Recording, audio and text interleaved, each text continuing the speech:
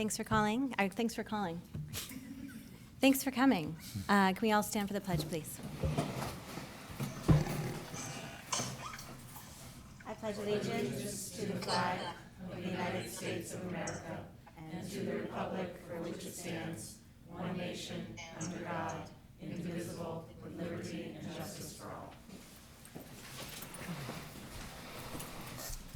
President Daly. Here. Vice President Hedlund. Here. Trustee Clements. Here. Trustee McNowell. Here. Trustee Parr. Here. Thank you. Thanks for joining us. Trustee Parr is joining us remotely here on FaceTime. Our next meeting is scheduled for March 17th at 7 p.m. here in this room, room 211. This meeting is the pre-budget hearing, so the board will adopt its resolution calling for the annual district meeting and the election of trustees, and we'll also have a middle school detail report by Dr. Silke. There's one seat available for election this year on the Board of Education, and petitions are available in the district office, so you can pick them up, or you could email Julia Famularo, and she can email them to you, jufamularo@haldaneschool.org. If you're interested in learning more about board service, any of my colleagues or I would be very happy to meet with you and share more about what we do if you're interested. So don't hesitate to reach out. And that's it. I'll turn over to Dr. Benante. Thank you, Ms. Daly. I have a few comments before we get into our presentations this evening. First, I'd like to welcome the members of the community that are with us this evening, or those who may be watching from home at another time. The first, on a serious note, as many are aware, the coronavirus has received a lot of attention in the media for good reason, and I've been receiving a lot of inquiries regarding how is the school responding, or how is the school prepared to respond. And just a brief overview for the board, and obviously we can talk a little further about this if you wish. First, a letter was sent to all families and staff last week, just making them aware that we were monitoring the coronavirus outbreak in regions across our country. And since that time, now we've had a few cases in New York, so I'm getting the sense that there's a heightened level of concern given that. We continue to lean on the guidance that's been provided to us by the CDC, as well as the Department of Health, to determine an appropriate course of action for the school. We are at a point where we are planning, based upon the guidance from the CDC, for a potential impact to our community. And we're always in a place where we're planning for a variety of scenarios on the school campus. So in some ways, that's not different than what we would normally do when it came to the health and maintaining the health and safety of our staff and our community. Although, this presents some unique potential obstacles in the event that there was an influence in more of our immediate community.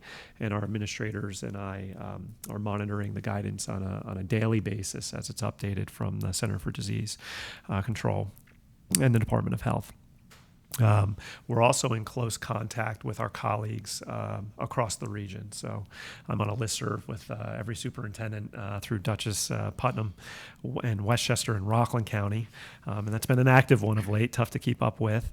And districts are taking similar approaches. I can say that with full confidence, that we're leaning on the resources that have been provided to us through the CDC and our planning efforts. There may be a case or two where districts have chosen to cancel school-related activities such as trips overseas. Now, we're in a position where we don't have those, so that's not necessarily an action that we've had to consider. There is fairly locally a district who has canceled activities that were scheduled, large-scale activities that were scheduled for this week, notably a concert where a lot of people from the community were expected to come together out of an abundance of caution. I just want to note that I believe that's a singular district that's chosen to do that. Checking with my colleagues, no one else was considering such a thing at this time. That's not to say we may not down the road. But also the CDC, and perhaps more relevant for us, the Department of Health has not guided us to do so yet. They may in their advice or future advice that they provide to us. So we will continue, to monitor that. For the time being, we are working with our students to reinforce hand washing routines, which may seem like a very simple thing, but it's a really important one, and it's probably the most cited guidance or recommendation that's being made by some of the supporting agencies. And also we're looking at procedures for our students related to that K-12, not just at the elementary school, although at the elementary we're going to be a little more prescriptive. Ms. Jamin and Ms. O'Hara are going to make sure that we have a plan in place for regular hand washing to occur at the building level starting towards the later part of this week. So for now, on a day-to-day basis for our students, it's business as usual. But at the same time, it's a very active time for our administration and planning in the event that the virus spreads to our community and our health agencies determine or guide us to take some sort of precautionary measures as a school community. So if there's any questions on that, I'd be happy to answer them to the best of my ability. I'd like to make a comment that at the elementary level, they always encourage kids to sing the happy birthday songs, right? So they know that they've been washing their hands for a long enough time. And I was just in the high school bathroom, and there's a Lizzo chorus.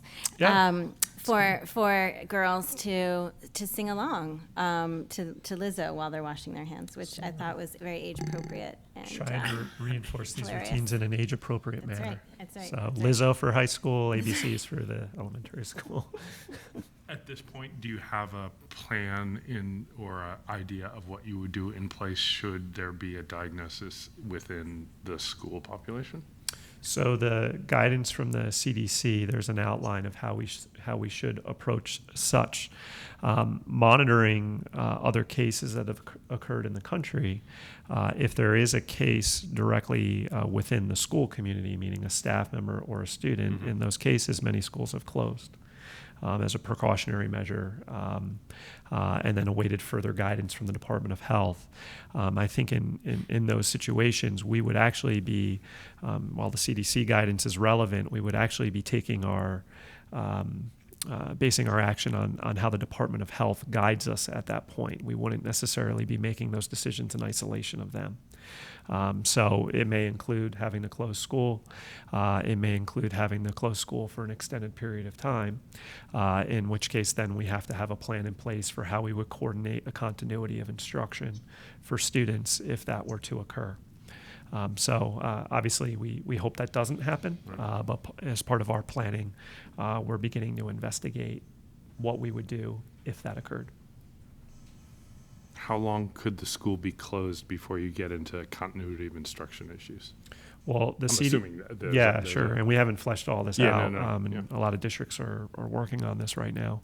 The CDC will guide you to be prepared for a school closure up to 30 days. Okay. So it's significant. And someplace in there you're going to trip over in order to have a full school year. Right. Okay. So I think and this is where we would then have another partner who would be involved in this, which is the State Education Department. Got it. So if we could maintain a certain level, what's good is that we have a structure currently in place, in part for facilitating access to resources online. So you could project out where we could facilitate that. I'm inclined to think, though, that if we're impacted, there's going to be many other schools impacted. And while that may seem like a very robust system today, if everybody's attempting to access it, will it be functional in such a scenario? So is there an alternate plan now? So you always have to plan, and then you have to have a backup plan. And then if we're impacted, again, I'm inclined to think there'll be other communities that are impacted. What guidance are we then getting, not only from the health department, but educationally from the Department of Education on what we should be doing or not for continuity of instruction? What if our staff's impacted?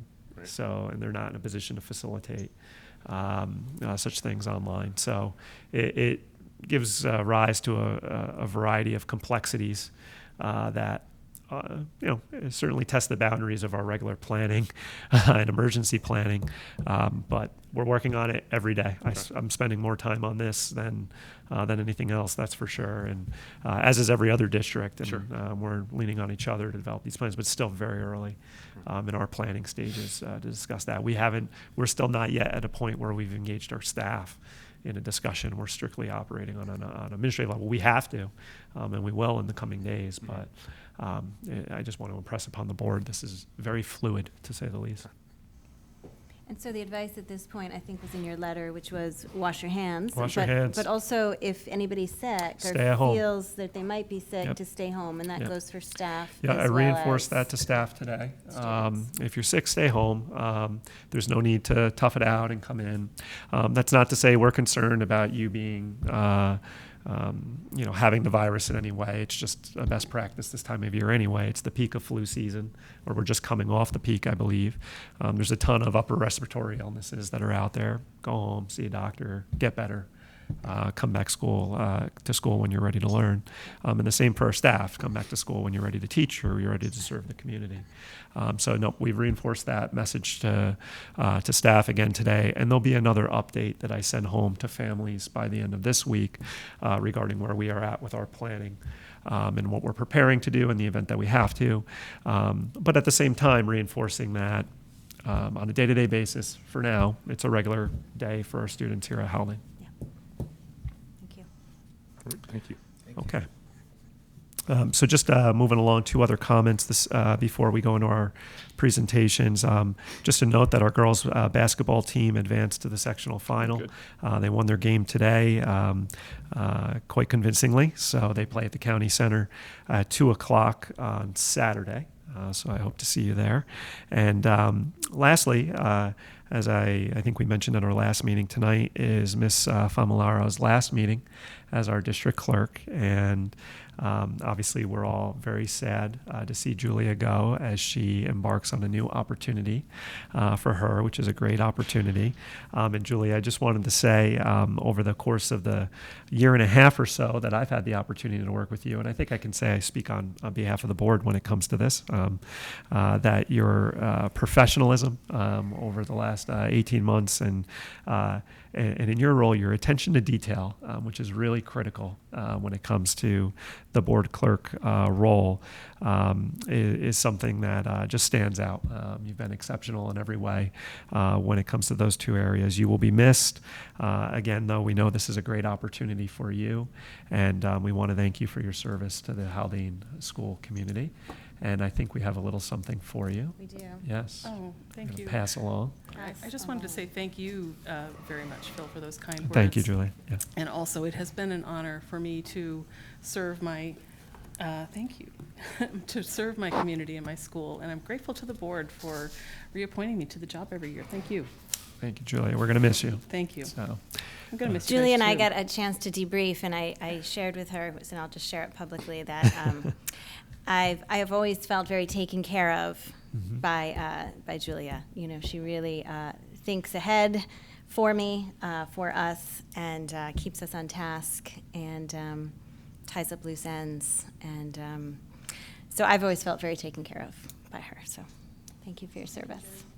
and what a lot of folks don't know is that in the community is the clerk role is a part-time position in the district. It's how we fund it, at least. You would think that Julia was a full-time member of our staff by her presence and her commitment to being here, and the attention again that she gives to preparing the agenda, finalizing the agenda, other resources and materials. There's a lot of back and forth when it comes to sometimes what may seem like a very simple resolution on the board agenda is actually, there's a lot of complexity to that at times, and Julia serves as a great liaison with our attorney's office, obviously with my office, with the board when it comes to such things and reviewing such things. So yeah, anyway, I could go on, but Oh, well, thank you very much. You've said quite enough. thank you, Julia. Thank you. Okay, with that, if we can move into our presentations for this evening. So we have two. The first is our final department budget presentation, which will be in special education, and Mrs. Rounds is going to come up and provide a broad overview of budgeting related to special education and really pupil personnel programming, and then we will transition into the administration's recommendation for the school budget for next school year. Thank you, Tara. Take it away. Thank you. Good evening, everyone. It feels like I was just here giving my special education update, but tonight we're going to talk about budget, so if any of this is repetitive, I'll be brief with those areas. So just to get us started, these are the areas that are covered under pupil personnel services, special education, section 504, school health services, home tutoring, and McKinney-Vento. McKinney-Vento is our Homeless Assistance Act, so I am the McKinney-Vento liaison that supports students and provides uninterrupted education if they should be in emergency housing or become homeless at any point. Okay. And this is a list of the staff that is part of the pupil personnel services, which I provided last time. So I divided up the staff by building, which you're going to see there's 2 slides for this because it's a little difficult to do here with so much shared staff. There's some staff members that are assigned to 1 building, and there's some staff members that are assigned to 1 or 2, and then there's some that are K through 12. So if you look here, our elementary school teachers and middle school, if you can look at those numbers. So I have 4.2 listed under special education teachers for elementary school and 2.8 under middle school because that 0.8 and 0.2 is 1 person. So they're teaching 1 class in the elementary school. And then 3.6 in the high school, that's the full-time teachers plus a 0.6 special education teacher. Excuse me. For school counselors, we have 1 school counselor in the middle school and 1 school counselor in the high school. Just to note that school counselor in the middle school also covers 9th grade, and this is for guidance. So covering that transition as students move from 8th grade into their freshman year in high school. And then the high school guidance counselor covers 10th, 11th, and 12th. We have 1 school social worker in the elementary school and 1 full-time school social worker in the high school. The middle school is, the counseling in the middle school is covered by a school psychologist, which is on the next slide. So here you'll see, this is our K through 12 shared staff. And this is the number of mostly related services, our nurses, our behavior specialists or BCBA, that cover any students in the elementary, middle, or high school. And our physical therapist that's on staff is contracted through another agency. So those 2 slides are additive, right? Yeah, so Okay. these are, Yep. yes, correct. Great. Okay, so as we move into talking about students, in my transition to this role, I thought it was important to point this out.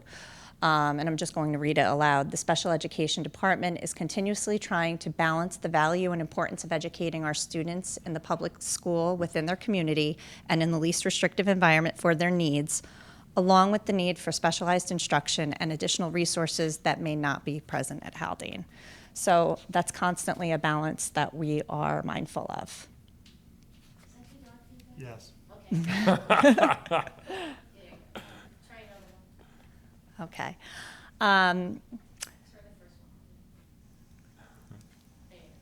We good?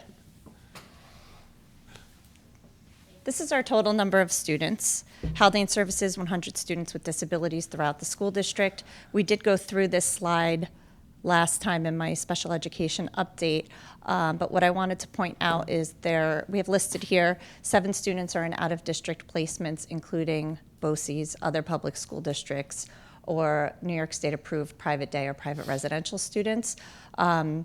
There are actually 11 students who are recommended for out-of-district placements. These are the number of students that we budget for.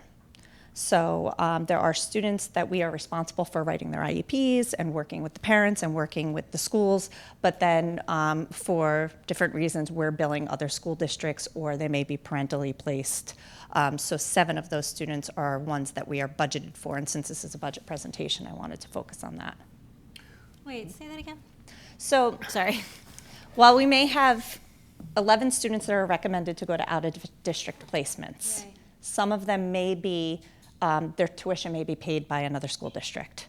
So for Oh, I instance, see. Okay. Garrison, St. Okay. Basil's, there's a few examples, and there's a few outlying examples where that is true. Right, okay. So the 7 represents the students that we are paying the tuition for. Actually paying for it. Yes. Okay, okay.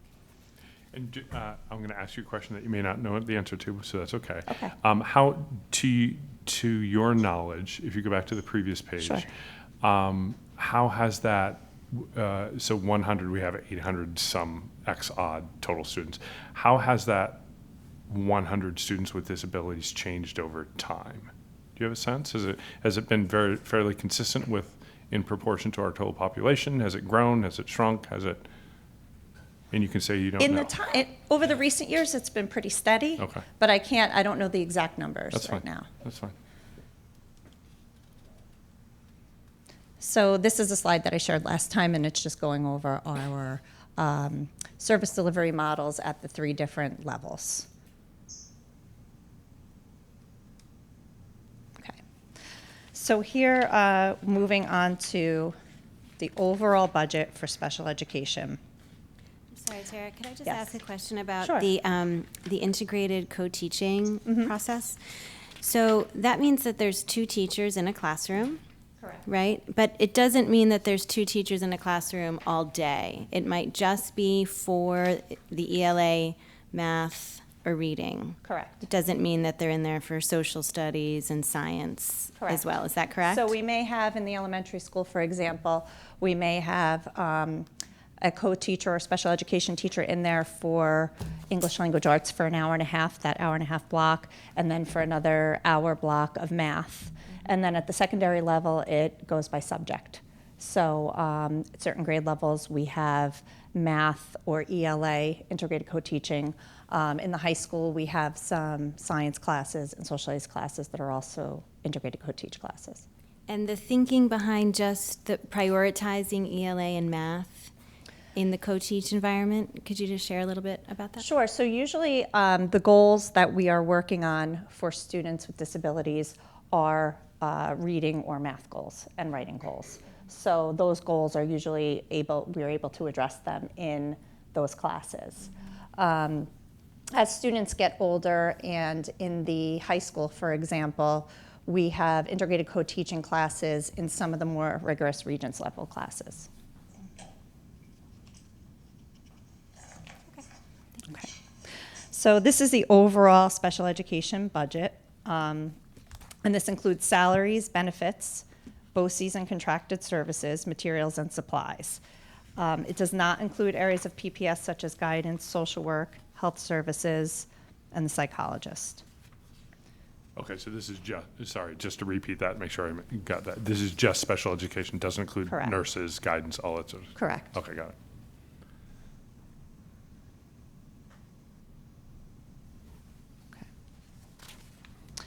And this is a breakdown of our out-of-district placements and services. So this is inclusive of all out-of-district tuition. It includes aids, related services, evaluations, and contracted services through BOCES. And it includes the amount that was budgeted for in a year and then the actual, ending with 2021. This is a 5-year overview. And for next year, our budgeted projected amount. It's important to note that these are high-cost programs and that there is a level of variability within these numbers and an amount of movement that occurs with students in out-of-district placements. So those numbers can change based on that movement. I would assume that that was what happened in 16, 17, where you went into the year budget, and you may not have participated at the level that you do now in terms of the budgeting, but budgeted to have a number of students paying tuition out that didn't manifest? So I looked back, and that was a year that I could account for 5 students that were budgeted for that did not go out of district. Okay. And 3 of them were because we brought them back to the Haldane Academy Was that that year. the academy? Yes. Got it. One of them moved, one of them was parentally placed. So, but I think the big difference in numbers is because we started the Haldane Academy at that time. So arguably some of that budgeting cost for BOCES placements ends up flowing through Would have to gone, salaries correct, on the academy. Okay. right. Any other questions about that? Okay. So this is just an overview of the last 5 years. Again, this is the number of students that are budgeted for out of our budget. So although the number of out-of-district students may be slightly higher, the tuition is, these are the ones that we're paying tuition for here at Haldane, out of our budget. And of course, this year, the number of students that we're projecting to go out of district next year is pending CSE meetings throughout the spring.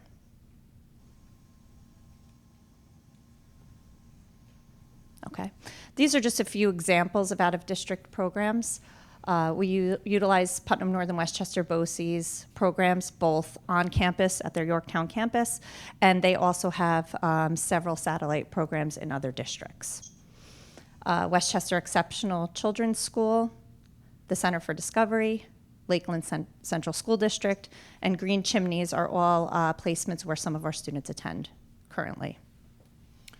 Tara, could you just explain the difference between Westchester Exceptional School and Center for Discovery? Why would we send students to one as compared to another? Sure. So there's a New York State approved list of private schools, and then there's BOCES. So when we're looking for students who may need a more specialized program, we send applications to the programs on that New York State approved list that will service the students with specific disabilities. So some of them will service students with autism. Others will have mostly students with multiple disabilities, others for emotionally disturbed students. So usually it's based on classification, but then usually we send packets out for referral to many different schools, and then we're looking for fit. They go through the information about each student, they determine whether they have an appropriate program, and then we will visit the programs, parents will visit the programs to see what's a good fit. So for example, Westchester Exceptional Children's School may service students with significant cognitive disabilities, whereas Green Chimneys is more servicing students with autism or emotional disturbance. So that's an example. The Center for Discovery also has a residential program, so for students who need that, they have a residential program for students with multiple disabilities. There are a lot of students there with several areas that they need, special equipment, and it's a great place. They have heated sidewalks for wheelchairs and things like that. So those are some of the differences between the programs. And just some final thoughts getting back to what I said earlier. This year we're working on the Strategic Coherence Plan, and this prioritizes inclusive education practices. Going forward, the PPS department will need to prioritize efforts that will enable us to educate as many students as possible in inclusive environments while being mindful of individual needs. Thank you. Questions for Tara? And the mention of the academy, Tara, reminded me that I haven't heard much about that recently. In past years, Peggy and Margaret will remember that we spoke about the academy pretty regularly at board meetings, really getting updates about how many students it was servicing, how many teachers were there, the success stories, the challenges, and we really haven't heard much about that. So I'm just kind of putting that out there to Dr. Benante and to you, to Ms. Sniffen, that it would probably be interesting to get an update on the status for me. I think, Julia, we probably, for the next workshop meeting, could do a broad overview for the board. Maybe not necessarily a formal presentation. It's just when Julia is providing a report. Julia, we can just make that the emphasis of your board report, because it's something internally we've talked about. I think we're pretty closely attuned to it, and students who are a part of it, and staffing allocations to it. So I think Julia can speak to that pretty well. Thank you. Okay. I did notice that there's at least a line item Yeah. for the alt high school is part of that, right? Well, it depends on where you're looking. I'm looking at special There's an education alternative high instructional school. strategies, alt HS. She's nodding. Yeah. I didn't want to confuse it with alternative high school BOCES. If it's a salary code and it says all high school, there's one for teaching assistant, and Yeah. there's one for teachers Yeah. in the 2250 area. Yep. And yes, that's the academy salaries. That's what I thought, but I don't know. Yes. Awesome, thank you. You're welcome. Any other questions? Thank you. Thank you, Tara. Just give us 1 minute. We'll transition to another slide deck.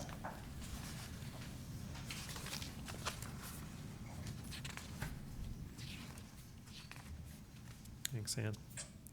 So just a few things to orient the board. First, for tonight's presentation, you have a line item budget summary at your seat, or you should.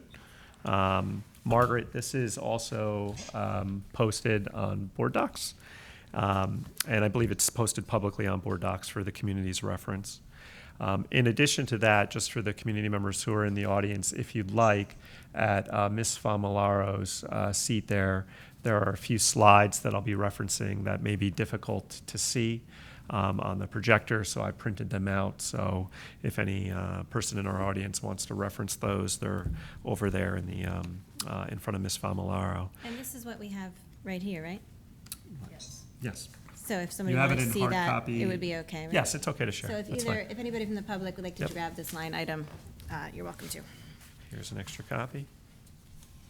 Just because there's two members of the public here. So we'll cover our bases there. Also, for the board, in terms of approach, as you know, if you were here last year, I like to provide more of a broad level overview of what's included in the budget, as well as, in this case, as most years, what the administration has done or is recommending as part of resolving a budget deficit, because we're always starting with one. So I heard from the board last year perhaps a desire to see the line-by-line budget, so that's what's in front of you for reference, should you want to drill into any particular line. But as far as my presentation goes, I'm trying to stick to a broad overview of what's included in the budget and what is not.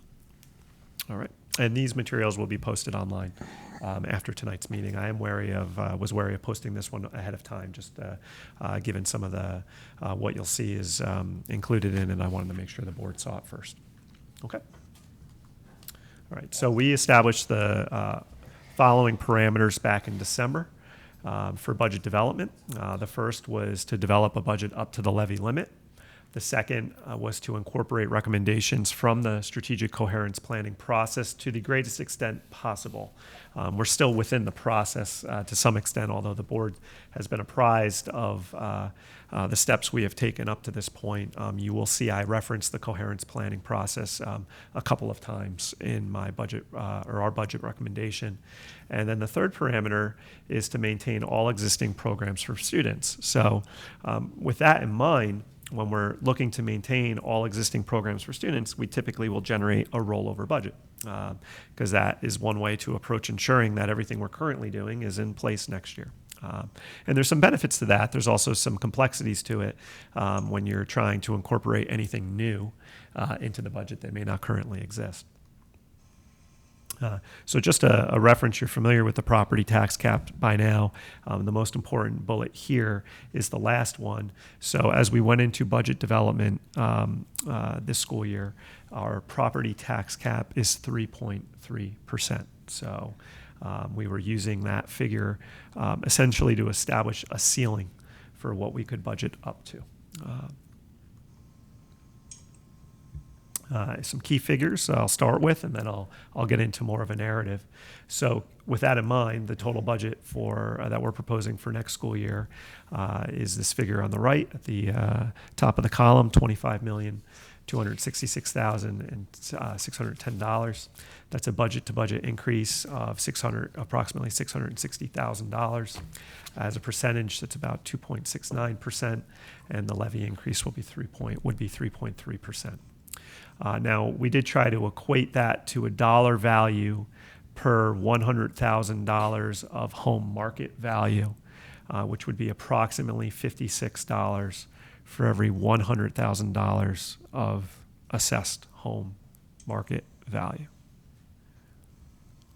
And there's some complexity with deriving that number. Anne always gives me a bad look when I ask her for that, because I know there's some nuance to that. It's not as straightforward, but generally speaking, we would say the most accurate references, and what we're recommending, if you were to look at your school tax bill now, you could anticipate what under this plan you would be paying 3.3% more. I'm going to ask you to clarify something, because your word said it, but the slide doesn't say it, which is per $100,000 of home market value. Correct. It's not market value, it's assessed value.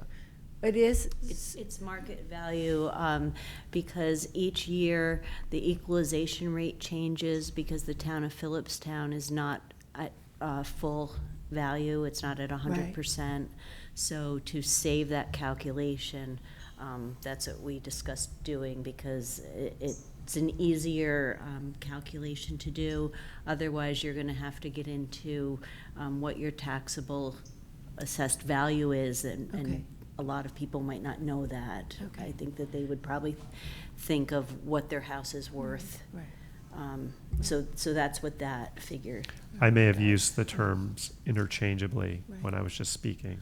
Well, just which because may the only have- reason why I ask is it feels like, and I think the reason why I'm asking you this, I do think this is a topic that could be of great interest to people, but we can certainly skip over it in just a second if it gets too complicated. Because people's tax bills, you see what your house is valued for, but then what it's assessed for, and it's that value, not the assessed. Correct, it's the value. Thank you. You're welcome. And what the superintendent was referring to is that I've been known to give the stink eye if we try to say what the tax rate is going to be, because the assessments aren't out until August. Right. When the So how do you warrant, know? when the tax warrant, so I just like to make sure that we all know that it's an estimate. It's an estimate. Right. Got you. Okay. Thanks, Ann. All right, so looking back to where we were a couple of months ago, we had a rollover budget of $25,696,000 approximately, with estimated revenue of $25,200,000 or so, which created a deficit of $431,000. On the revenue end, we are a school district that generates most of its revenue from the tax levy. You'll make note that our increase to state aid was a whopping $2,000 this year in the current projection. So obviously we have to, we become more dependent on looking to the levy, obviously, and then accounting for any other costs internally to the extent that we can. Is other revenue tuition generally? Yes. Thank you. Okay. So there's a three-component budget development, and these are the slides that we have available over here. Go ahead. If you want to grab a couple extra, John, I'm sorry. I could have given them to you. So you'll see here our actual spending through 18-19, our budget for 19-20, where we're projected to come in this school year, what the rollover projection was, and then any changes we made to roll over in what we're proposing for next school year. So this is a greater level of detail than we provided the board in an overview last school year, but we like it because we think it's helpful as we go through each component here. We're also representing on these slides the percent change from what we're proposing to what we budgeted this school year, and what percent of the total budget is comprised of this particular segment. So those are the figures on the lower right-hand corner of the chart there. Can I ask a Yeah. question? Awesome. What falls under special items? Hold on a second, Margaret. Margaret's question was what falls under special items? There's a few things under there. It's primarily insurance, our general liability insurance. There's some administrative charges through BOCES. There's an amount budgeted for tax certiaries. Those are miscellaneous items that aren't attributable to really any one function. Okay, I'll ask my question because I don't understand the math. Okay, so the sum of the fourth column, rollover 2020-21, adds to 25,696. Is that right? Okay, cool.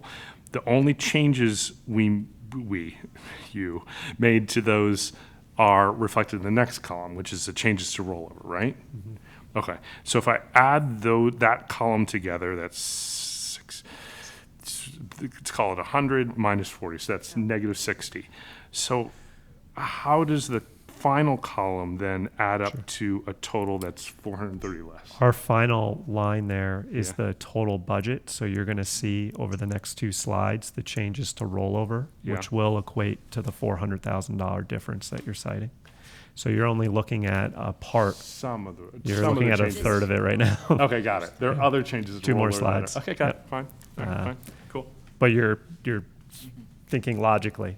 Yes, so we just haven't gotten there All yet. right, fine. Okay. Cool. So if you look on the capital end, these changes continue, John. So, Fine. and again, I know the board's referencing these, so I'll just pause for a moment while you look through it in case there are questions. Oh, got it. There we go.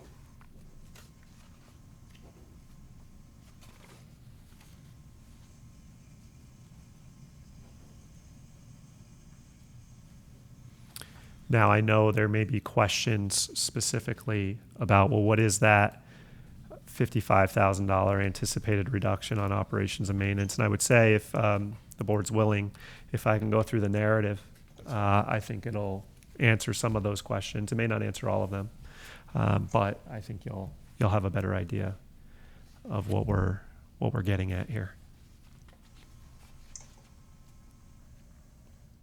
Want to move on to program. These are where our greatest costs obviously are aligned with program.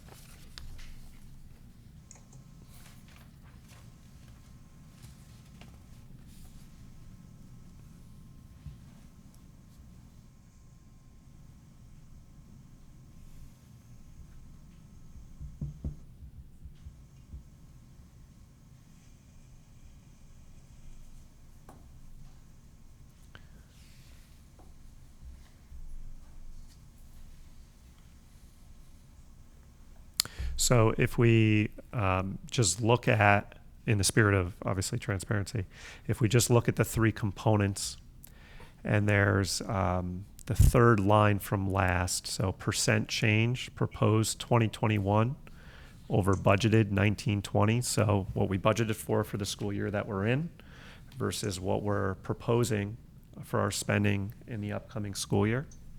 Under program overall, we're accounting for those costs to be an increase of 2.6%. Under capital, 1.1%. And under administration, 4.7% increase in cost from one year to the next.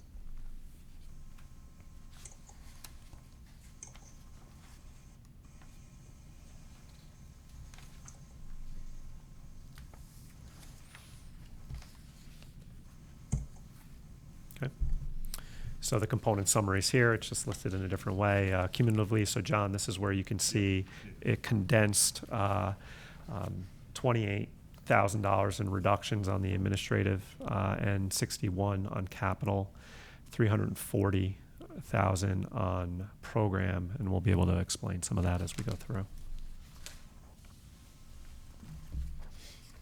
Okay. This is our budget levy comparison over the last 5 school years. So you'll see the budget-to-budget increases ranging from a low of about 1% up to 2.7% approximately, what we anticipate next school year. The levy ranging significantly from 0.7% up to 3.3% this school year. Part of the factor, a major contributing factor in the levy calculation formula for next school year is debt service. And if you could just help me in describing what's going on with our anticipated debt service that factors into the formula for counting the levy. Sure. The levy is the highest this year in comparison, because if you recall that this, in going into 2021, is the year that building aid drops off, and it was one of the large issues. So in the tax levy limit calculation, you get to add back your debt service less your building aid. So our building aid drops substantially, so what's getting added back in is our debt service at a higher level than what it was in the past. So that makes our allowable tax levy higher. Because remember that we're still paying debt for 30 years on a particular bond issue from 15 years ago, and we were only getting aid for 15 years. So that variance gets added back to your tax levy limit, and it allows us to tax more. That's because we're getting less aid. So our aid would have been higher in 2021, but as you saw, we're getting what's estimated to be $2,500 in our aid. So it's safe to say, and like in that situation, when we're not getting an aid now, we have to levy to pay for. That's a good summary. Okay. So that's obviously I think we'll have some time over the next 4 to 6 weeks to drill into certain elements of this, and I'm going to just provide an overview and some remarks related to what's included and how we've approached resolving certain areas of the budget deficit as well. And I want to start first by acknowledging and extending an appreciation to our administrative team who really worked closely on this over the last few weeks. This was something I can truly say we have consensus around as a team, which includes our building principals and our directors who are supportive of this proposition. So it's a reflection, I think, of our best thinking when it comes to the operation of our school on a day-to-day basis, what we need. Again, we'd like to keep everything if we could, but it's just not the reality of our of running our school system, because there's a hard line we have to meet. But at the same time, we feel that we've kept our strategic coherence plan and our anticipated goals in the coherence plan, and quite frankly, the goals that have been established at a district level for the last 2 years in mind in creating this budget, and some things we're attempting to do. So with that, we'll talk a little bit about Proposition 1, which is the school budget. Proposition 2, as you know, is a transportation vehicle replacement program, which will receive far less attention today, but I'll speak to it in conclusion. The first, I just want to start and orient the board back to our district goals this year. I will not read them, but the first speaks to creating a new or updated strategic coherence plan. The second speaks to facilitating an enrollment demographic and facilities study. And the third is a continuation of a goal from last year, which speaks to a review of our program and identifying strengths and weaknesses of our program, implementing a process for review to establish further continuity and alignment in our academic program for our kids. Again, we went through or are in the process of completing a coherence planning process, which will maintain our district mission. I do want to, again, reference the values that are attached to this work. Learning and education of the whole child is a shared, collaborative, and community-based responsibility. As Tara referenced, we must be inclusive, provide multiple pathways to success, and strive to meet the needs of all learners.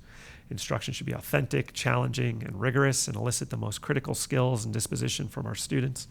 And all facilities should be safe, respectful of the environment, and supportive of student learning. Through that coherence planning process, the following critical skills and attributes were identified. As of today, we're calling these the Haldane Essentials. Critical thinking, problem solving, communication, growth mindset, emotional intelligence, and wellness. There were 5 strategies that were developed as part of the coherence plan that are still in draft form. I want to just orient you to strategy 1, 2, and 3. I'm sorry, 1 through 4. I apologize. Strategy 1 speaks to a system that ensures the ongoing development and implementation of our curriculum. Strategy 2 speaks to the need for a continuous update to our professional development plan for staff. So how we're growing our educators here and developing our educators. Strategy 3 speaks to our goal setting process for students, how we implement and how we monitor. And strategy 4 speaks to how our students from historically underserved or vulnerable populations meet the very same expectations we have for all of our students at Haldane.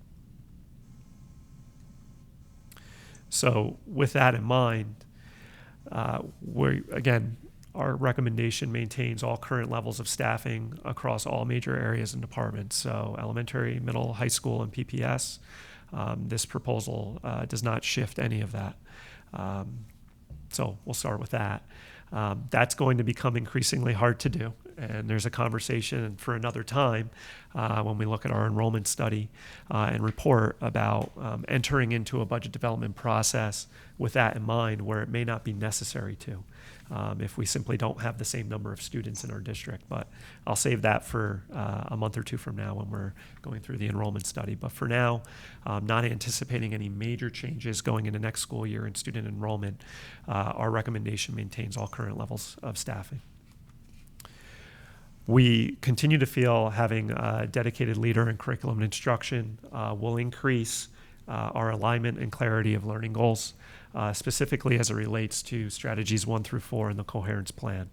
Now, the board had supported an initial budgeting for support for this type of role this school year. That's Judy. We contract with BOCES for Judy services, and we're being mindful of that. We found that to be very helpful. As much as Judy has been great, we'd also like to expand this work into next school year. So the recommended budget also includes the addition of a director of curriculum and instruction. Now, the cost of this position is offset somewhat by the contract we have with Putnam Northern Westchester BOCES, as well as other outside consultants who we utilize or have utilized for professional learning and professional development. Judy does not do that all. For example, we have a contract with Teachers College through Putnam Northern Westchester BOCES for a certain level of work to support literacy learning in our elementary school. We feel that having a full-time director of curriculum and instruction, that we can now pull that in-house as opposed to contracting with Teachers College for that work. So that's what I'm alluding to when I say other outside consultants, as well as the contracted services that we have in place for curriculum leadership this school year. Now, the reality is that we are always seeking to expand our opportunities for students and staff, but we have to be aware of the impact on taxpayers and other financial constraints, notably the tax gap. So again, I've alluded to that several times, that we do have a hard ceiling, if you will, that we have to be wary of in budget development. So that forces us to look at where we could potentially offset anticipated costs further. So we started with a deficit. We're trying to include some things in the budget, notably a director position, but we also see some other areas where we can make reductions. They're reflected in those first few slides, but we want to specifically name what those comprise for, again, sake of transparency. So again, our administration has examined these areas in really every department over the last few weeks to determine what reductions could be maintained, and we still feel strongly that this is without any sacrifice to the integrity of Haldane's academic program. So these are a few key areas that we're prepared to recommend being cut for next school year. BOCES contracted services, I alluded to that as attached to curriculum. There's an elementary school homework help, the program that we facilitate right now. That's scheduled for 4 days per week. We're recommending a reduction to 2 days per week for next school year. We still, I alluded to this last year, it's included again. We are continuing to realize through scheduling efficiencies in anticipation of needing fewer 6-period assignments. As you recall, our teachers are contracted to teach a certain number of courses each day. If we need them to teach courses beyond that, they receive an additional stipend of $6,500. We believe we can reduce 2 6-period assignments next school year, which would be an amount of $13,000. We have a middle school intramural program that we're currently budgeted for, but that's underutilized. We're proposing removal of that program. Perhaps, and I think most significantly, the administration's recommending the elimination of the school peace officer position. I want to be clear, not the school resource officer, but the school peace officer position. We know this was included in the budget 2 years ago. We do feel that through our continued work with Alteris, that we've, again, taken many steps to create a safer school environment. We anticipate that work continuing. We do not, it's difficult to say, and it's not personal. This comes at no disrespect to any individual who's in this role. We just do not feel that the school peace officer position is essential towards running the operation of our school district for next school year. We're also proposing, again, on the administrative support end, which equates to clerical, the reduction of what would equate to a position there. Now, this is one we haven't fully defined in its entirety. As a group, we feel that we could make a reduction in this area. We haven't defined yet specifically where that reduction would be. In all honesty, we would seek to in the coming days. We just had a few ideas around it. We just haven't come to a full decision on where that would be going into in our proposal, but we would seek to define that in the very near future.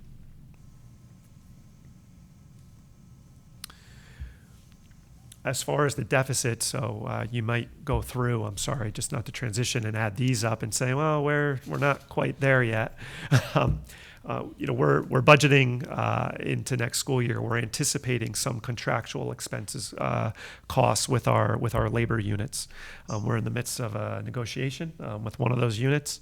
Ann and I were looking at the figures. We obviously have to estimate based on what we think we will resolve in a negotiation, but based on our discussions through an analysis of other settlements that have happened in the region, we feel that our initial estimate may have been, we felt we could make an adjustment to that, anticipated, I guess, further savings, or I would say less spending on a particular budget line related to salaries and benefits.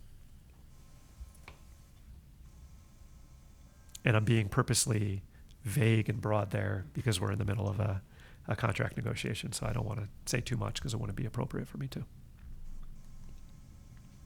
Finally, and some, I guess, good news, The teachers' retirement system had a rate adjustment. So we were projecting, I think early on in our rollover, a contribution rate of around 11% of salary.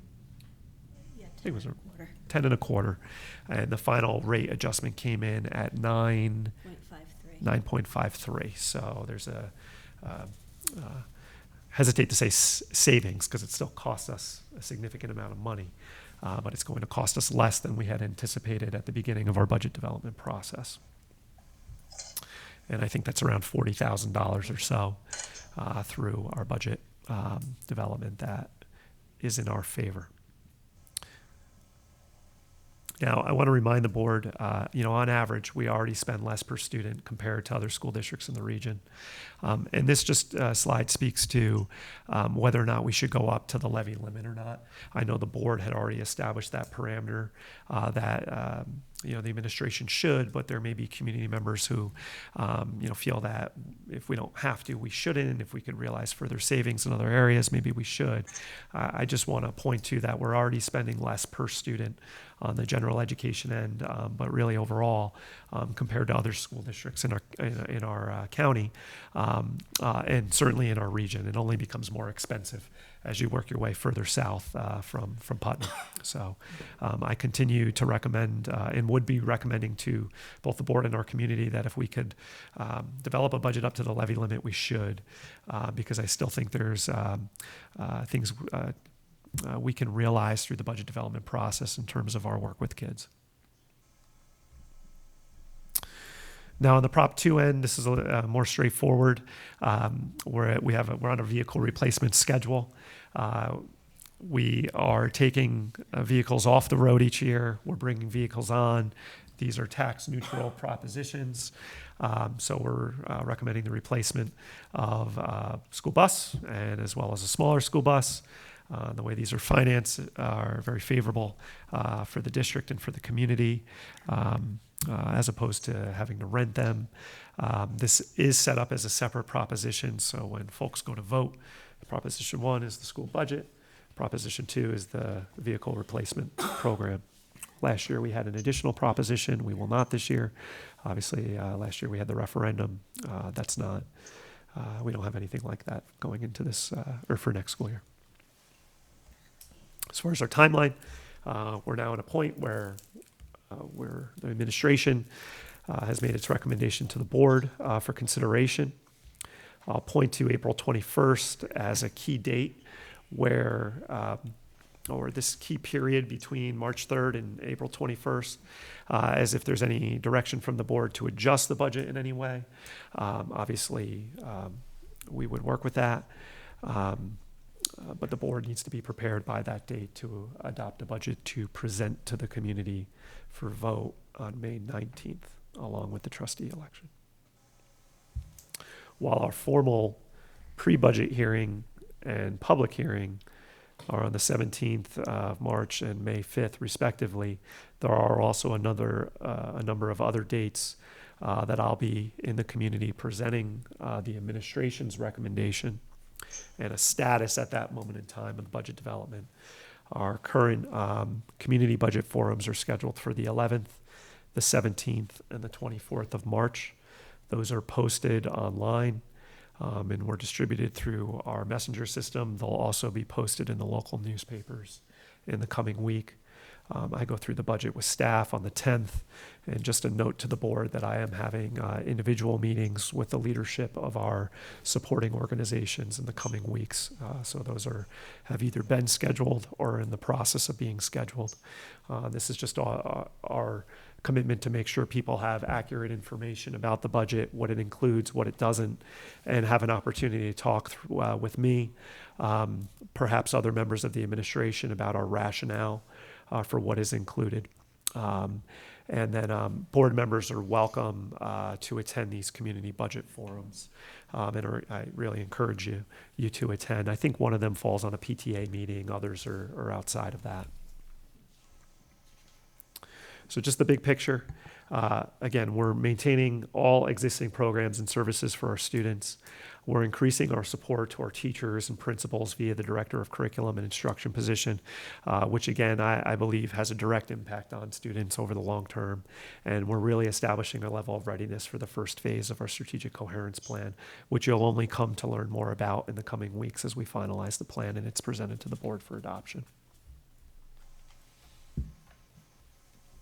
That concludes the administration's recommendation. I'm happy to answer any questions that you have.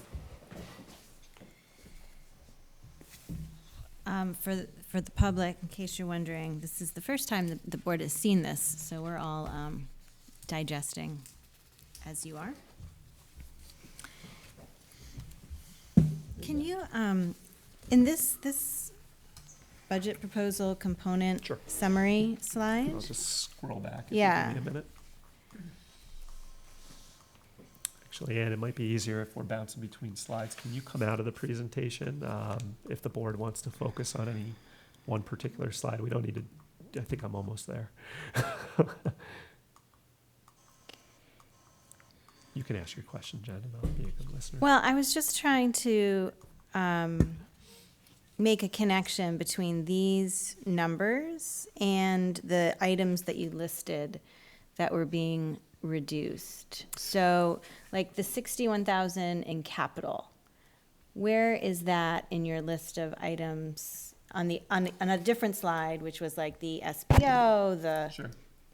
so what's the capital shift? So the capital is primarily operations and maintenance and debt service, and those lines that you're seeing there are some related employee benefits to a portion of a maintenance position and the peace officer. Okay. And the 28,000 administrative, so I was connecting it to be about $55,000 in clerical position change. Is that not the administrative? It's included in there, and can you speak to why we would show a net reduction in that area? Sure, that line is a total of probably 7 or 8 different line items in the budget. Primarily, it is the new director of curriculum position, and what's netted against that is the BOCES charge, or the fee that we've been paying for that support from BOCES. There's related benefits to that position, and there's also a reduction in other professional development. And included in that is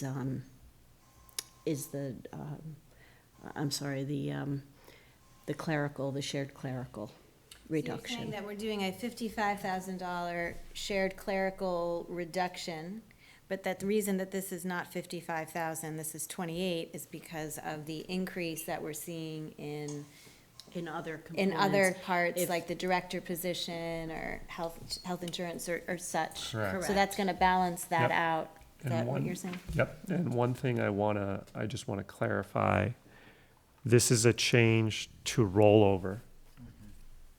So I appreciate and certainly can understand looking at some of the key areas we highlighted, but it won't necessarily line up completely on changes to rollover, because we're just showing here as a net where we shifted from what we shared with the board as the rollover budget a month or so ago to now what adjustments have been made in between to the final recommended budget.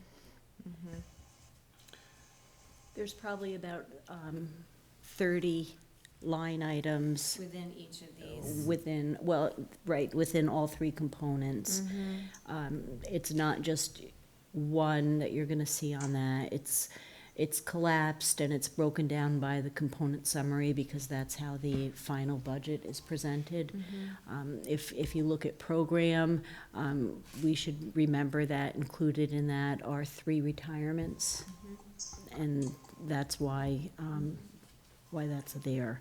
and three retirements of teaching positions is quite a large change.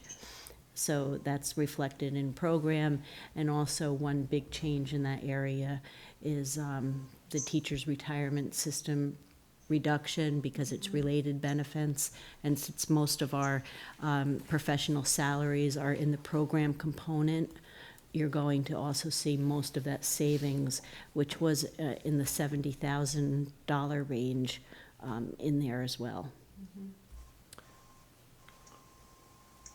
Director of Curriculum is in admin. It is. Yep. Okay. And that's netted against a lot of the BOCES stuff. Yes.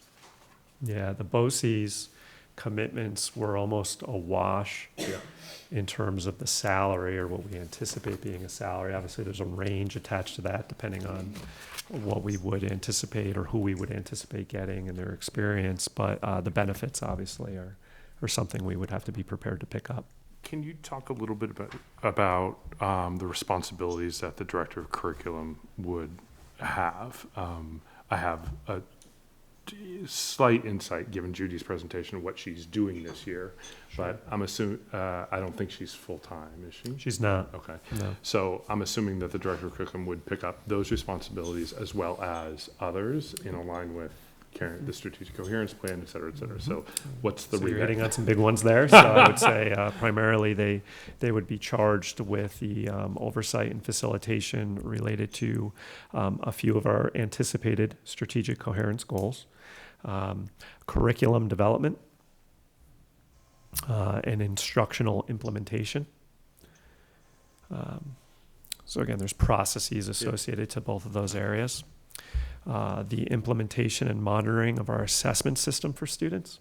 For students. Yep. So that's NWEA. NWEA, the New York State assessments. We also do a variety of other benchmark assessments for students, especially when it comes to our primary age learners. How's that happen? Is that happen at the Classroom building level and a building level. It's monitored at a building level. But I think, not to overemphasize any problem, but I think it happens with some continuity issues at times, or implementation issues, or consistency issues, I'm sorry. They would be charged with monitoring our performance on school accountability. So your New York State assessment program. We haven't talked much here about the Every Student Succeeds Act, but our school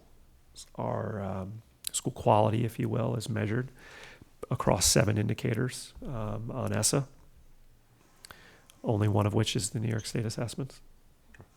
So they'd be charged with monitoring that plan and our results within that.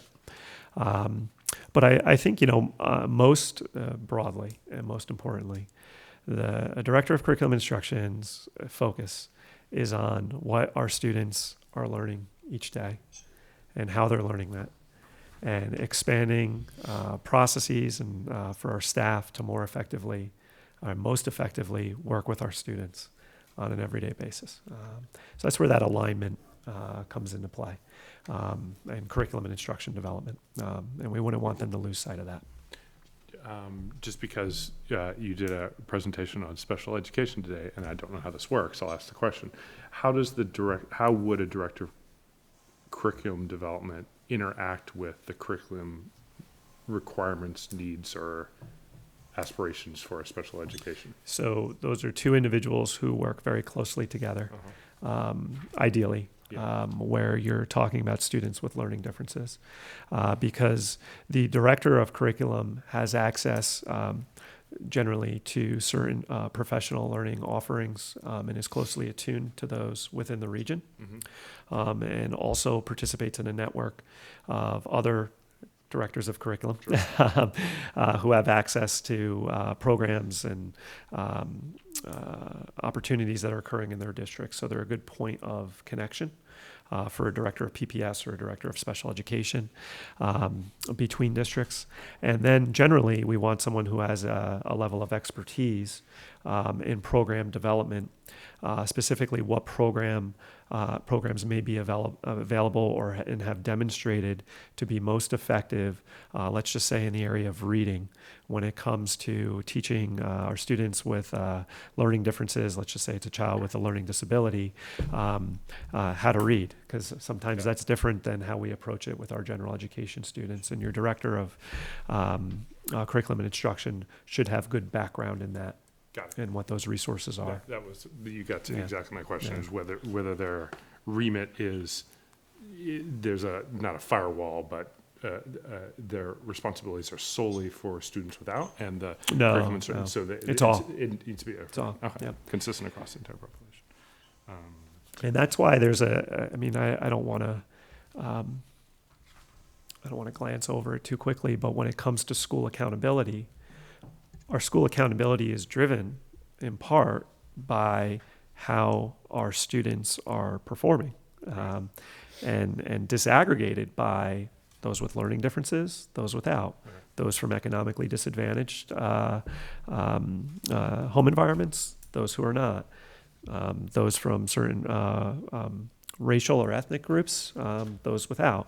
So as your director of curriculum is attuned to how you're being held accountable across these subgroup areas, they're working closely with your staff and your support staff and your admin staff to make sure that we're engaging in effective planning related to the academic experience for all of our students.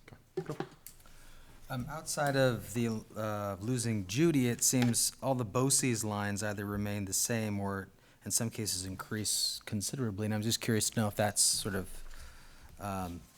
for instance, BOCES services in total records management, and the Board of Education line, special education, it's quite considerable. Is that just about us seeking additional services, or does it have to do with our agreement and what we pay in? From Those BOCES services would be outside of, and we work with BOCES on a variety of Right, things. right. So I'm glad you brought this up because I want to be clear. We should be showing a reduction on services related to curriculum and instruction and professional development, but that does not mean we would show a reduction in other areas because we Right. still utilize BOCES for certain business functions, for certain core services, for certain special education supports. So we're not proposing, so you may very well see increases on those lines just because their cost of service will increase.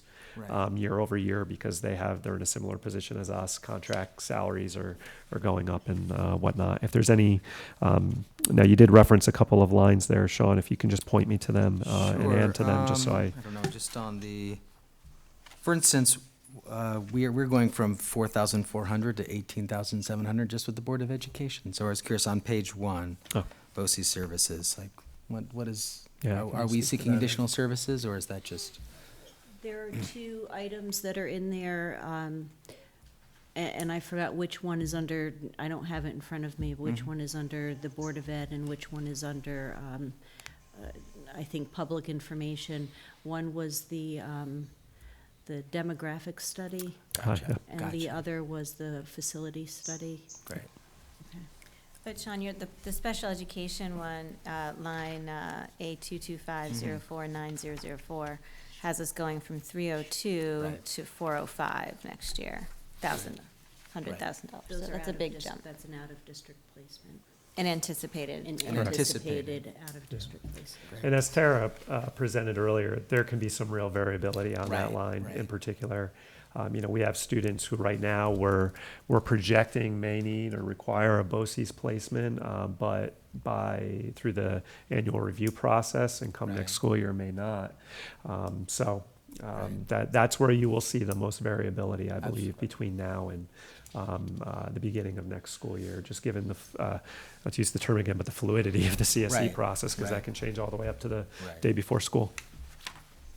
But if we added up all of these BOCES from the one line to the other, that's where we're gonna get $40,000 cut? See how in your proposal it said one of the cuts was gonna be Contracted, BOCES contracted service, $40,000? I'm making- If we added it all up in the line one, that's where we'd find that $40,000? No. No, we contract with BOCES. That's specific to 2 BOCES contracts that we currently hold that we're proposing we no longer participate in next school year. So that's not gonna show in this line items at all? It's in there, but it's not going to show. You're not. If you were to add up all the BOCES items, you're not going to see a net reduction of $40,000. What I was pointing the board towards or to is that we are going to make a reduction. It's specific to professional development. We contract with BOCES up to $40,000 for professional development support, and we've recommended a reduction. An elimination of that for next school year. Could I just point something out where I think Margaret's confusion might be?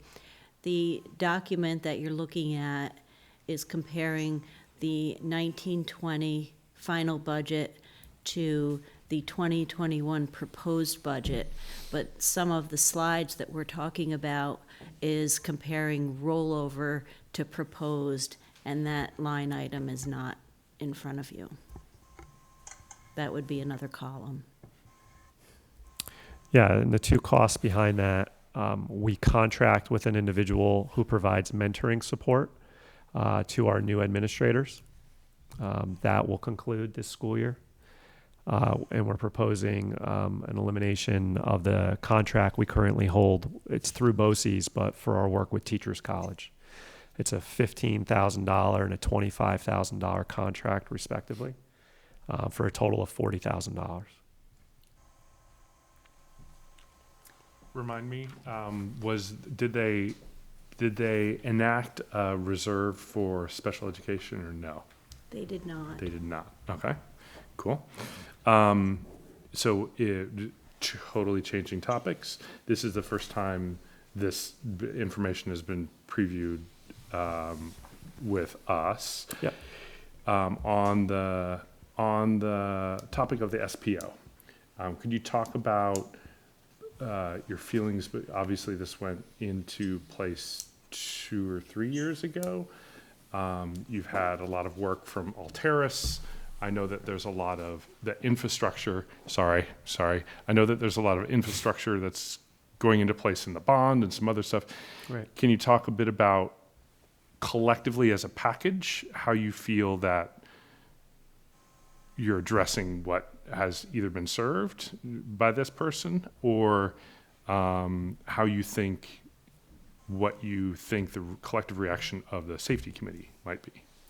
Yeah, I'm wary of speculating how the That's safety fair. committee is going to respond. Bad I question. think there'll be a range of opinions. Everything from okay to But they haven't seen it yet. no. Okay. They haven't. They will. I'll draw their attention to it after tonight.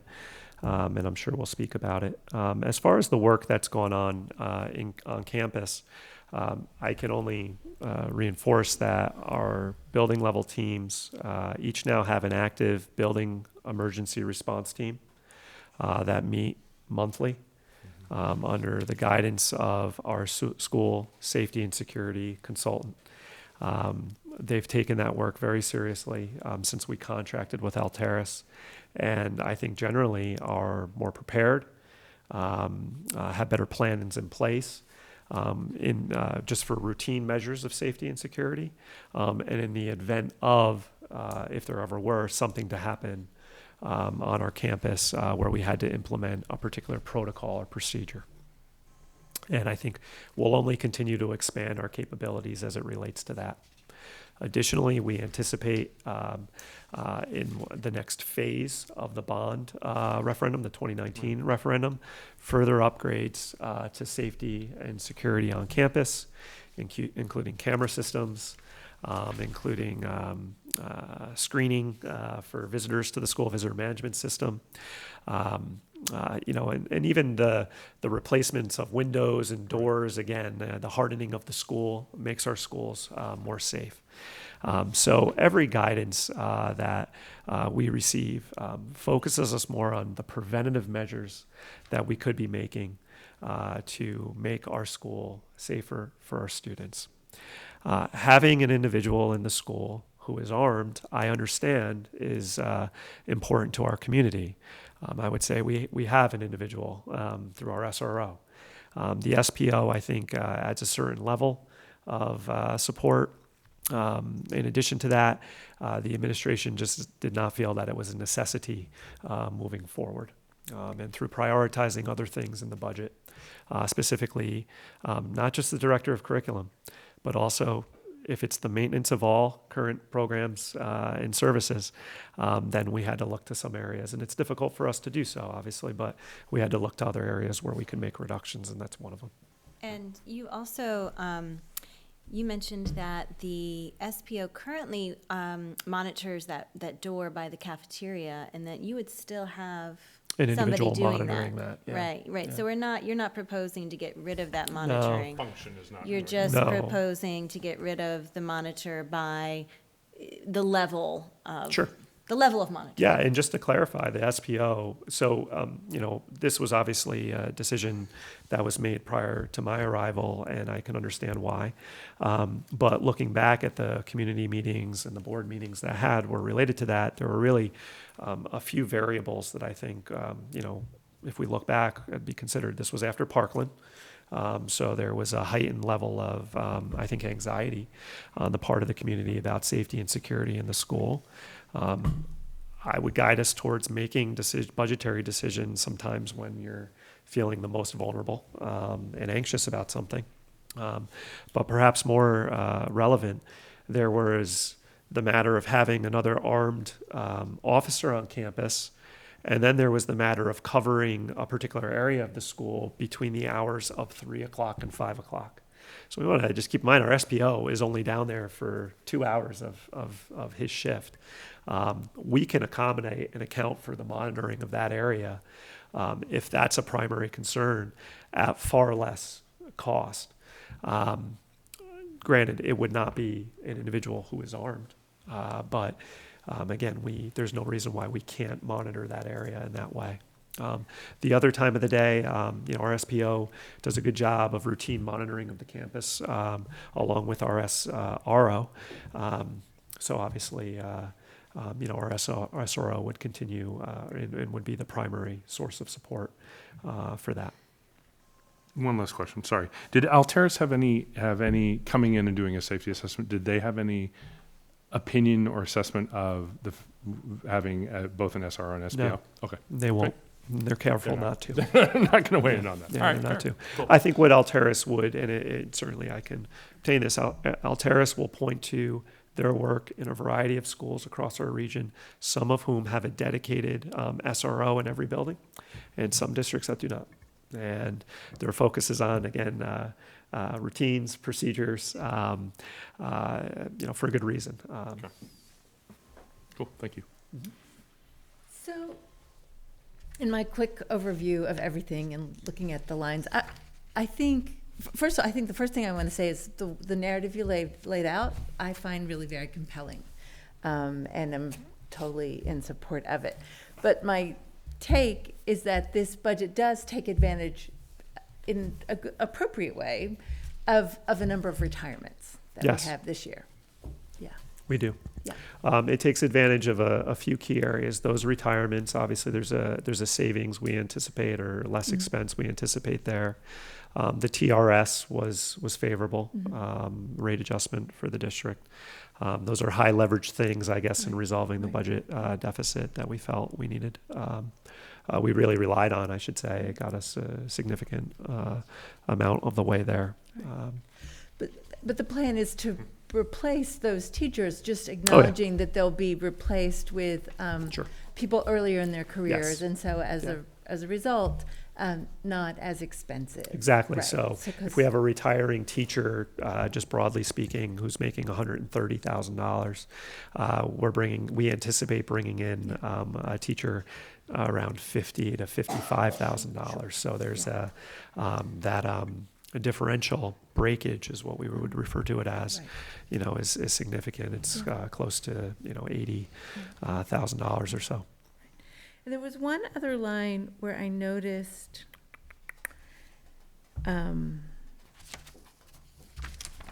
where I thought I saw some savings, and it was related to, I think in transportation, is there a plan? Although I can't find the exact line. It seemed like there was maybe transportation In salaries. salaries, Yes, that was, which actually makes sense since we have really hard time finding bus drivers anyway. well, that's what the issue is. So it's, again, realigning and taking advantage of those combination positions of Yes. cleaner drivers. Yes. So Which you've really we focused on. can't we can't charge a whole position to Right. transportation if they're not driving all the Right, time. right. So that reclassification Great. helps Great. there. Great. Those were just some places where I noticed some pretty, at least in my quick overview, some notable numbers. And so Yes. I just wanted to clarify my understanding. Thank you. And we also have a retirement or two in the clerical area, right? So you're not We do. suggesting, we're not reducing our staff necessarily, we're Well, I think- rejiggering. Well, I think what you're asking, we Existing staff? would potentially be reducing our total staff in clerical. It may not, depending on what we do, equate to a layoff. Right, so not replenishing the retirement potentially, We still have to sort through you're that. sorting out. And keeping in mind that several of those, the clerical retirements and the CSEA retirements are happening mid-year. We have people not retiring till December.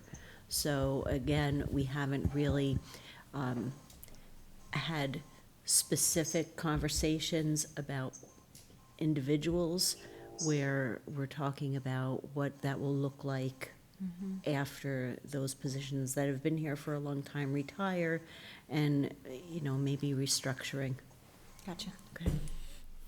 And in doing that, I mean, what I hear is an emphasis on, not that the clerical staff aren't really important and haven't made, acknowledging that they are important and have made important contributions to the school and to the community, but at the same time prioritizing academic program over necessarily maintaining that same level of clerical support, which Correct. in this environment, those are the kinds of sacrifices that it sounds like you've talked to the administrators about, and that some money has to come from somewhere, and that's a place where we've chosen as opposed to program at this point. Is that Absolutely. okay? I mean, Yeah, I try not to, and what I'm trying to be wary of is to draw a correlation between any one area where we were making a reduction in our proposal to hire a full-time director of instruction. yeah, And I'm trying to be really wary of that because I don't want to portray to the community or nor to the board in any way that we're saying we want to do this at the expense of this. It's an issue with starting with a rollover budget because I think if we were starting from a zero-based position, we would just say if we were building a school, what would you want? Well, we'd want kids and we'd want teachers, and then next I'd want a principal. And then next, I'd want a director of curriculum and instruction. And then I'd want a director of PPS or special education, and I want a superintendent. But I just see it as that critical, in the tier. And obviously, the clerical support is in support of the administration in many ways. But I'm trying to be careful not to draw, a connection in saying that in order to do this now, we have to cut these positions. I mean, the reality is we've looked at our whole budget. And we've said, what could we do with less of or without? And also, what do we feel is essential at the same time? And the curriculum position, we've had this discussion, obviously, for the last month or year and a half. I haven't, we spoke about this last year to some extent. But no, so I'm just cautious, Peggy. I agree with everything that you've said.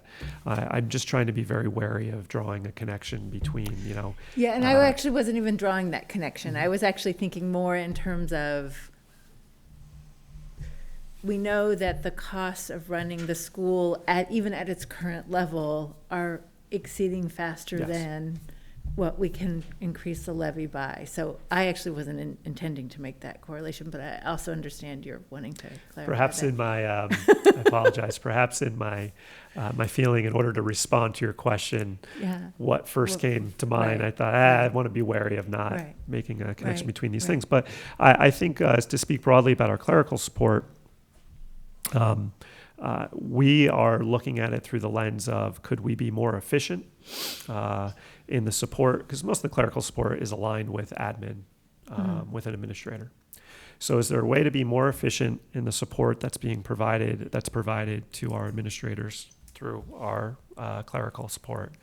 But at the same time, the value add of a curriculum position is also a support to each of our building Oh, principals. that makes sense. You know, in many ways, as you can imagine, even like this week, I haven't read much other than CDC updates and hand washing, tutorials that we could use with our kids, as have our administrators. We have a conference day next week that we're planning with our staff. And we're still trying to plan that conference day to make it meaningful around our coherence objectives, to have a dedicated person who could just be managing that and doing it really well, and working with our teacher leaders on it would go a long way to helping us focus on what's most important in our buildings right now, because I don't think anybody would argue that what's most important right now is potentially some health related planning and issues, but I think it just allows everybody to do their job a little bit more effectively. Right.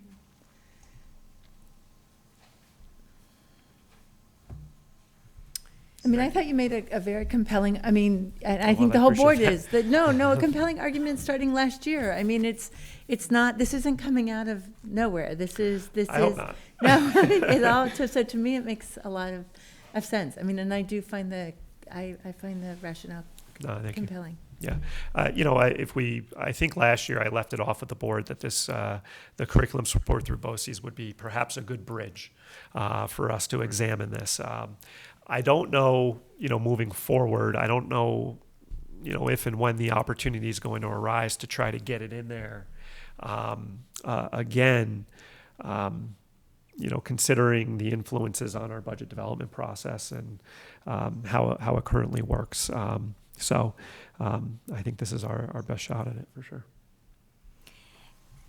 When the coherence plan becomes more integrated into everyone's vernacular, I think it'll become really clear that what the staff and the community and the teachers and the administrators have all said that is really important is K through 12 curriculum alignment.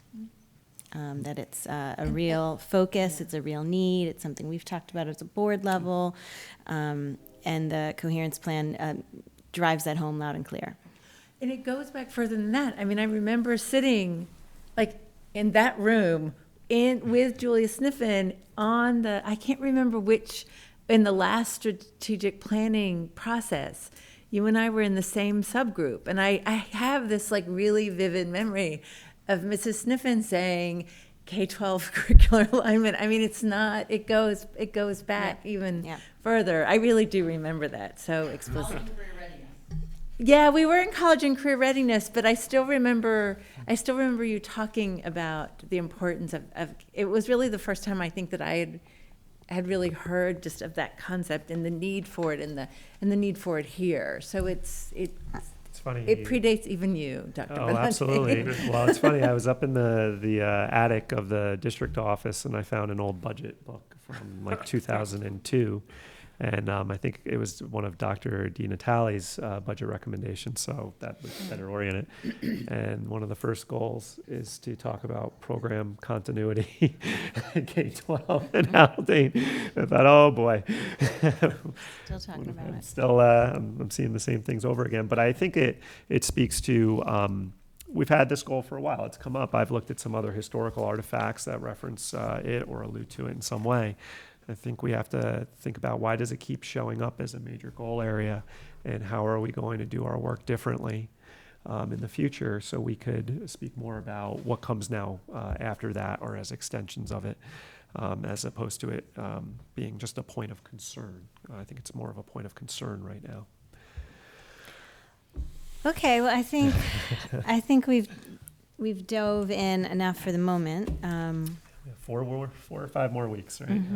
Talking about this. So one thing just in closing, I'll ask for the board if, so obviously we developed these slides with the intention of doing a broad overview of the budget development process. And I'm just kind of picking up on some feedback where it's our best approach in our planning for how to present certain information to the board, and also that can be presented in a way to the community about the budget development process. I can assure you that while I can assure you that we focused on the critical add and potential reductions, I understand that there may be some questions in how it's been presented that there may be ambiguity or clarity, and I don't want that when we go and present it to the PTA or when we go. So if you have further feedback that you can send my way, even if it's just a phone call, we're certainly, we want to hear that so we can adapt the slides in a way that makes the most sense to our community as we're presenting it publicly. And these slides will be available for the board or for the public, or? They'll be up publicly tomorrow morning. Okay. Okay, at this time, we'll move into communication from the public. So I'll read our little statement here. The Haldane Board of Education desires and values input from the entire school community. For those who wish to address the board, please sign in and state your name for the record. Please keep your remarks to 3 minutes or less. Disparaging remarks and discussion of district personnel are prohibited. Although we do not engage in dialogue, we're listening. Please leave your contact information with our district clerk, Ms. Julia Famularo, for prompt follow-up from the board president or superintendent. Hi, I'll be really fast. I know you want to go home. I do too. Just 2 things. This is very interesting. I'm glad I came tonight. I wanted to ask where the CIO position fell into any of these ideas, because I know that's a position that's been tacked on and moved around, and I'm guessing Mrs. Sniffen does that right now. Do you? CIO? Sure. So I'm just wondering where that lives and if it's going to live anywhere permanently. Sure. With your permission, I'd like to forego our rules Go ahead. answer Corey's question, because there's not very many community members here and it's a budget question. I would recommend that the CIO position shift to the Director of Curriculum and Instruction. That's what I was wondering. And I didn't allude to it, but should have in future conversations. And I think the board has heard me kind of opine on this in the past, that Julia's been doing a great job at this, but it's not really for Julia to do. And in having a Director of Curriculum, often, if a district doesn't have their own dedicated Chief Information Officer, the Director of Curriculum and Instruction serves as the Chief Information Officer many times. So that makes sense. Yeah. And also just in looking at how that director's salary is being put together and knowing what some of those long-term teaching staff retirements are, I just want to emphasize also to the board that sometimes there's difficulty in the district, as you know, in terms of hiring some of our best new candidates because the salary offerings are not as high. So I just want to say I hope that they're at a level that we get in some really great people, because there's some very important positions to be hired for. If I may. In the development of the budget, I just want to state for the board, it's a good question, Corey, or a point. Sorry, you didn't ask a question. That we budgeted a salary that we felt would be competitive in the Putnam, Westchester region. That would either draw a current admin into a district like ours, as opposed to budgeting at a salary that we thought was for a first-year admin who's maybe coming out of teaching. We want an individual with experience, preferably experience in this particular role. And we've budgeted for a salary that we believe is competitive for the region at that. Okay.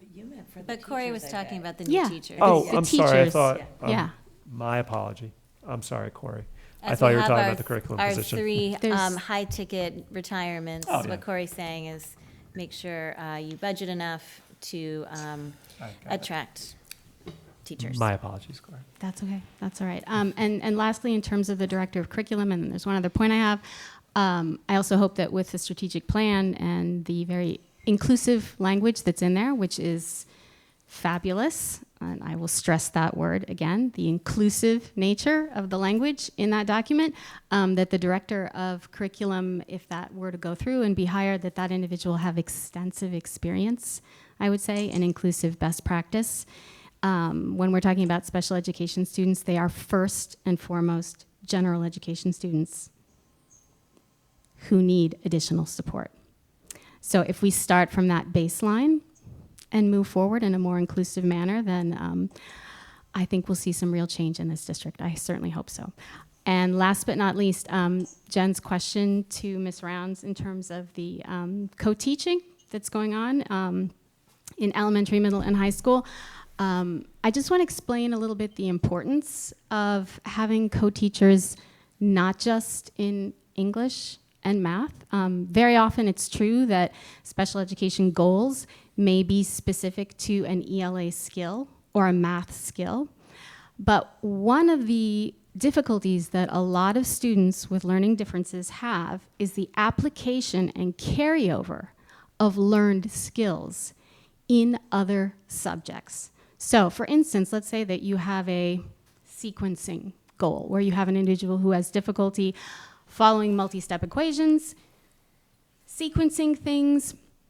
Let's say that they focus on this goal discretely in a math class, for instance, or when they get into a science class and they're following an experimental process, or they have to write that process themselves, they may be able to accomplish that goal in a math-related setting discretely, but then when it's seen, it's also sequencing, it's also following multi-steps, it's seen in a completely different environment, that's often where the breakdown happens exactly.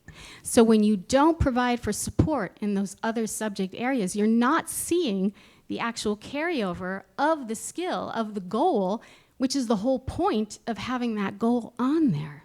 So when you start to think about this in a little bit of a bigger picture, and you're not just looking at, look, this student has successfully achieved this goal, bing, in this setting, if you're not seeing it carry over into other environments, that's where you start to see students having real difficulty in high school and in middle school. So if we can push the co-teach model further, at least in the middle school where the curriculum starts to get very difficult, I think we will go really far in improving special education in this district. And that's it. I'm going to go home. Thanks you all. Thank you. Thank you, Corey. Okay. Going into committee minutes. The Wellness Committee minutes are here from January 27th. Information reports are here for review. And then going into consent agenda minutes. May I have a motion, please? So moved. Second? Any discussion? These are from our February 25th meeting. All those in favor? Aye. Consent agenda financial. May I have a motion, please? So moved. Second? Any discussion? All those in favor? Aye. Consent agenda personnel. May I have a motion, please? So moved. Second? Any discussion? All those in favor? Aye. Aye. Going into unfinished business, we have our 2020-21 calendar here. We saw it last meeting as a draft, and it is here for our approval. Ms. Famularo. Be it resolved that upon the recommendation of the Superintendent of Schools, the Board of Education hereby adopts the 2020-2021 Haldane Central School District calendar as presented. May I have a motion, please? So moved. Second? Is there any discussion? Were there any changes made from our draft last week? There just was a question about Garrison's calendar and whether it matched up, and I did look into that, and the primary difference that I see or heard was that Garrison's actually starting one day before us. So I know we're starting early, but Garrison's actually starting with students one day prior to when we are. But they have not yet adopted their calendar. So in their draft, I clarify that, in their draft has students starting one day prior to ours. So. Okay. Any questions, discussion? All those in favor? Aye. Okay, planned summer vacations. Going into new business, approval of the CSE, CPSE placement recommendations. Ms. Famularo? Be it resolved that upon the recommendation of the Superintendent of Schools, the Board of Education hereby approves the recommendations of the Committees on Special Education and Preschool Special Education as presented. May I have a motion, please? So moved. Second. Any discussion? All those in favor? Aye. Aye. This is the approval to award the Capital Referendum 2019 Phase 1 site construction contract. Ms. Famularo? Be it resolved that upon the recommendation of the Superintendent of Schools, the Board of Education hereby awards the Capital Referendum 2019 Phase 1 Site Construction Contract to DeRosa Sports Construction, Inc., P.O. Box 107, Mamaroneck, New York, in the amount of $285,400, and authorizes the superintendent to sign the construction contract on behalf of the district. May I have a motion, please? So moved. Second. Is there any discussion? I just have probably a lingo question. Did we change, so I realized that last conversation, there were two things that went out to bid in phase 1. We're moving forward with this piece, we're not moving forward with the other piece. Have we therefore changed what phase 1 is to be this? Because we're not improving the whole thing, we're just improving this, right? Okay. As far as our spreadsheets and some of the other public reference documents we have for reference, we'll update those to fine. reflect All right, that, just so wanna be there's no clear. confusion. And, This is between now what we're doing Phase here. 1. Phase 1 is this. Is this. Yeah. Phase 1 will also include the general construction when it's rebid, because it's been approved and we have a building permit from SED, so we won't have to go and approve that. But the timing has But the changed. timing has changed, right? Okay. So I guess Oh, the that's helpful. question becomes, so then would we, let's say we do the window project 2 years from now. Not- hopefully it's sooner, but would that still be considered phase 1? It actually would be, because that was part of the Phase 1 submittal to the state. To the state. Got it. We And- wouldn't resubmit it to New York We State? would not resubmit it. We Okay. would just do another RFP to get more competitive bids. Got it. It's already approved, where it is. All right, that's fine. I got it. So Phase 1, letter A. This is a dumb question, sorry. Not done. Any other questions? All those in favor? Aye. Aye. Okay, any more communication from the public at this time? Going into our board reflections, does anyone have anything they'd like to share? Dr. Fleming? It's my position that is up for election this year at the district election. I will not be running. And so that's a short version of the story. The longer version is that it's been just a great honor to be on this board. It's a great board. I think it's a great time to be on the board, really, for anybody considering it. I think it's a really great time to be on the board. I think exciting things are happening in the district. I think the board's working really well together and with the administration, and so it's an exciting time to be a part of that for anybody who's so moved. In my own life, I'm about to be moving onto a project that's going to require extensive travel out of state. And I'm not originally from the northeastern part of the United States. And as families age, I find myself spending more and more time in Texas, where I'm from.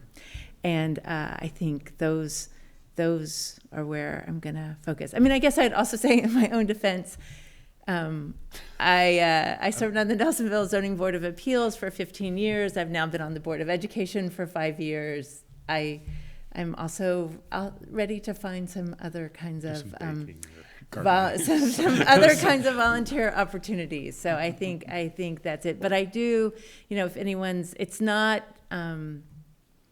It was a hard decision to make.